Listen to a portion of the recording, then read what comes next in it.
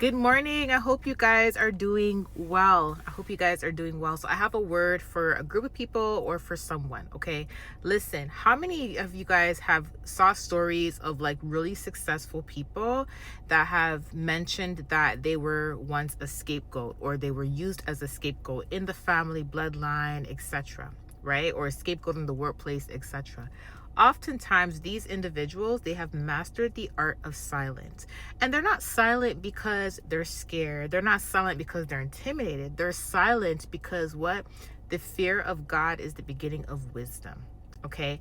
And in the book of Proverbs, it talks about being silent when it comes to mockers, being silent when it comes to your enemies. It's not that God wants to silence you and says you cannot speak. It's just that there's a time and a place when to speak.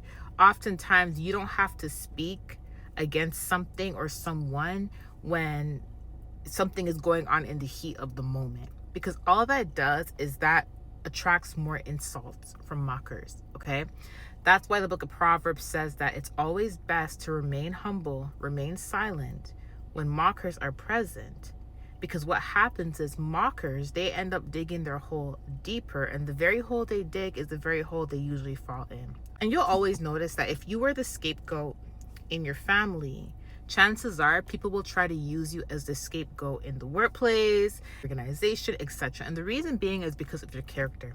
When you're a nice person, someone that loves your peace, and you avoid conflict, and you have the fear of the Lord, right? People will mistake that as weakness. The reason why people like to use children of God as scapegoats is because they know that a child of God avoids conflict and avoids drama. Oftentimes, they need someone to blame for their own folly. The Bible even talks about this. A man's ways will create their own folly, but then they will blame God. But there's some people, instead of blaming God, they will blame a child of God for their own folly. It's a lot easier to blame a child of God for their own folly than to take accountability for their own actions. A child of God avoids confliction because a child of God knows they have too much to lose. See, when you are someone that has too much to lose and you are aware of the blessings that are coming forth in your life, the best thing to always do is to remain silent and to remain humble, because a lot of the times it's a trap. You are someone that has been used as a scapegoat,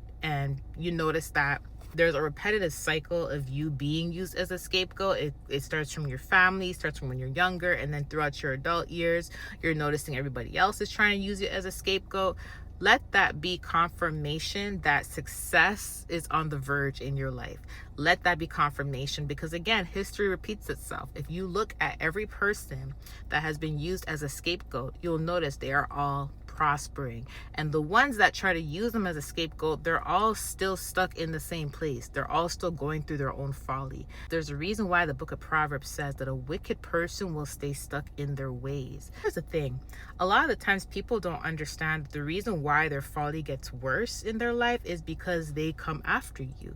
Is because they blame you for the very things they lack taking accountability for. The reason why people choose to use you as a scapegoat is because you have wisdom.